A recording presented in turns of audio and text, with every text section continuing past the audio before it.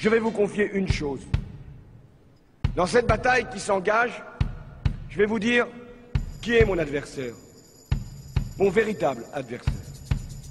Il n'a pas de nom, pas de visage, pas de parti. Il ne présentera jamais sa candidature. Il ne sera donc pas élu. Et pourtant, il gouverne.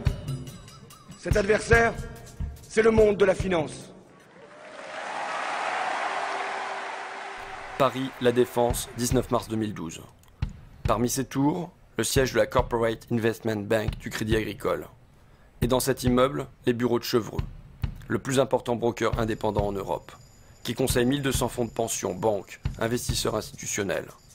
Avec des bureaux à travers le monde, à Boston, San Francisco, New York, Tokyo, Zurich, Madrid, Athènes. C'est d'ici qu'est parti ce papier. C'est une note brève en anglais de seulement 9 pages, qui n'était pas destinée au grand public, seulement aux opérateurs de marché. Mais quand on est tombé sur ce document, on a eu l'impression de découvrir le plan de bataille des financiers. Car eux préparent déjà la préélection. Et ils comptent bien en tirer une victoire, quel que soit le vainqueur, la fin du CDI. On a donc contacté l'auteur de ce texte, Nicolas Doisy, le chief économiste de Chevreux. Il a accepté de nous recevoir.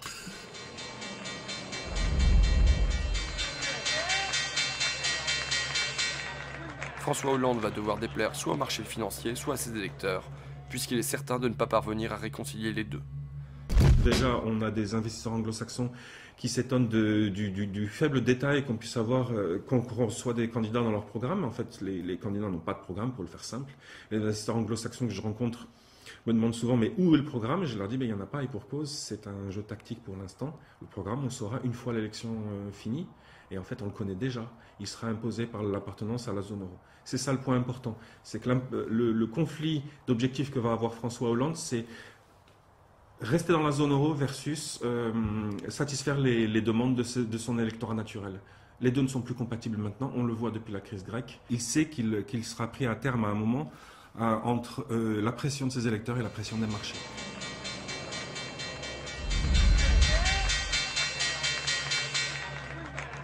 C'est regrettable pour François Hollande, mais la nécessité d'une libéralisation du marché du travail est le résultat direct d'une appartenance de la France à la zone euro. Aussi ne peut-on avoir l'une sans avoir l'autre. Vous dites non seulement François Hollande ne va pas tenir ses promesses électorales, mais en plus, c'est lui qui va devoir flexibiliser le marché du travail. C'est lui qui doit remettre en cause ce que vous appelez the famous CDI, le fameux CDI, contrat à durée indéterminée. Qui que soit le prochain président de la République française, c'est un travail qu'il va devoir faire, parce que tout simplement la pression des pairs dans la zone euro, la pression des pairs, c'est-à-dire de l'Italie, de l'Allemagne, de tous les autres pays. Quand vous regardez bien, l'Allemagne, au milieu des années 2000, a fait ce genre de réformes. L'Italie, l'Espagne sont obligés de les faire aujourd'hui, la Grèce aussi. Au nom de quoi la France pourrait-elle s'en dispenser? Ça revient finalement à réduire substantiellement un certain nombre de garanties dont bénéficient jusqu'à présent les titulaires de CDI notamment. Et donc à imposer plus de flexibilité aussi sur les travailleurs, les travailleurs français. Alors, juste une question qui me vient comme ça. Vous êtes en CDI ou vous n'êtes pas en CDI, monsieur Doisy? Je suis en CDI, bien évidemment. Voilà.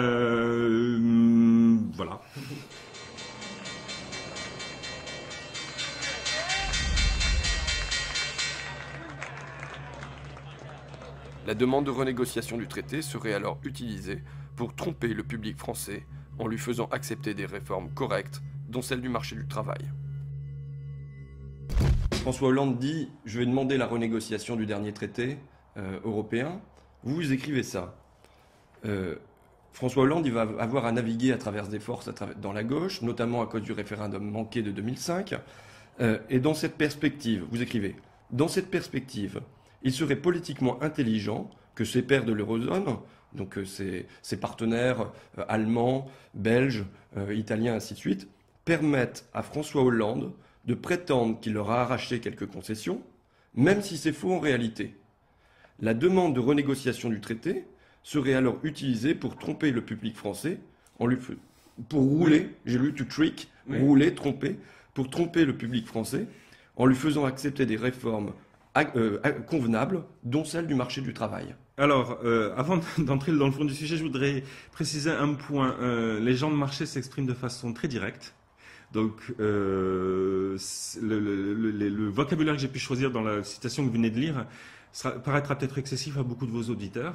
Maintenant, c'est vrai que voilà, on s'embarrasse pas dans les marchés, on va pas s'embarrasser de finasserie, on va aller directement au point. Donc, de rouler les électeurs français, c'est peut-être un mot quand même excessif. L'idée, c'est de dire, ce sera une concession en quelque sorte de façade qui aurait été faite à François Hollande et au peuple français entre guillemets, de façon à ce que tout le monde constate qu'à la fin des fins, il les faut bien les autres réformes, les fameuses réformes structurelles dont personne ne veut entendre. Ce que vous dites, c'est, admettons, il y a un sommet à Bruxelles, François Hollande, il demande une partie sur la croissance, les autres Européens, ils vont faire comme si, bon, bah d'accord, allez, on t'accorde ça, ils rentrent ici en France en disant, regardez ce que j'ai obtenu, et du coup, il peut dire derrière, ben, en échange, nous, on va libéraliser notre marché du travail. Et vous avez parfaitement compris le sens de mon propos, c'est exactement ça. C'est vraiment une petite mise en scène, c'est un petit théâtre. Alors, il ne faut pas avoir l'impression que je fais de la théorie du complot là, et qu'on manipule tout le monde. Le script est un peu écrit. Si on est malin, on ne s'écartera pas trop du script.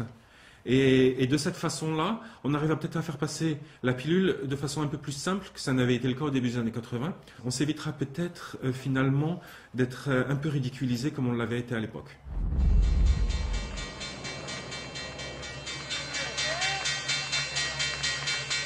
La pression des marchés devrait être une incitation suffisamment puissante pour que François Hollande évite de jouer à des jeux stupides. Maintenant, il y a un danger qui se présente. C'est la semaine qui vient de s'écouler, en particulier le week-end qui vient de s'écouler. On voit que Mélenchon est vraiment en phase ascendante. On a bien entendu ce week-end François Hollande qui dit « Oui, croyez-moi, ça va être du sérieux ma renégociation du traité ». Et bien sûr, il est bien obligé parce que avant de gagner le deuxième tour, ceux qui ont connu 2002 savent qu'il faut gagner le premier.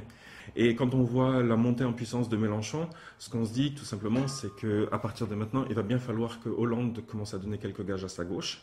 Et c'est là que ça va devenir un peu plus compliqué pour lui. Parce que les marchés vont commencer à comprendre, vont commencer à le sentir. C'est ça que je veux dire, c'est que le marché ne laissera pas passer de toute façon.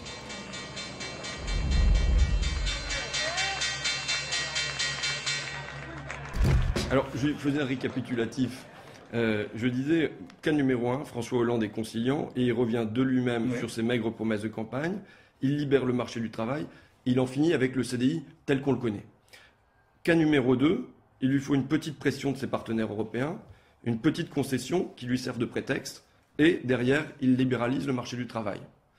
Cas numéro 3, le pire mais pas le plus probable, vous nous dites, il refuse de se plier à ce programme, à cette injonction. Et alors les marchés vont le punir, le rappeler sérieusement à l'ordre.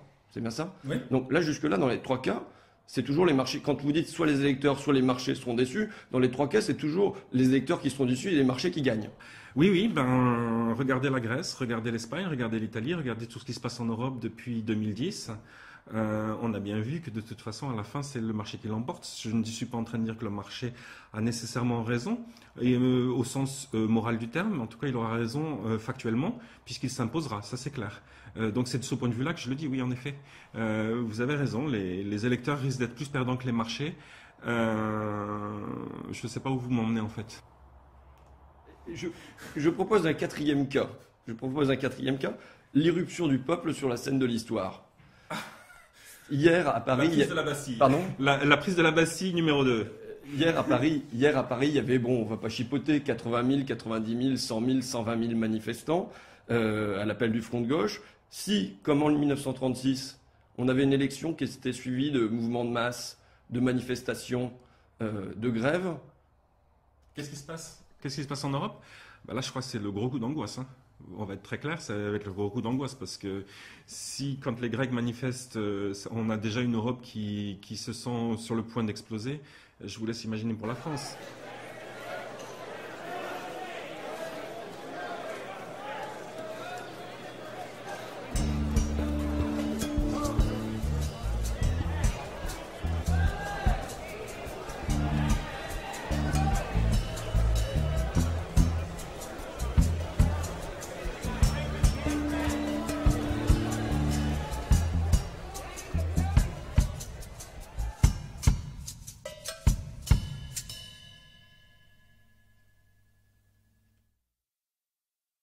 On ne fait pas n'importe quoi avec l'homme qui n'est pas une marchandise comme les autres.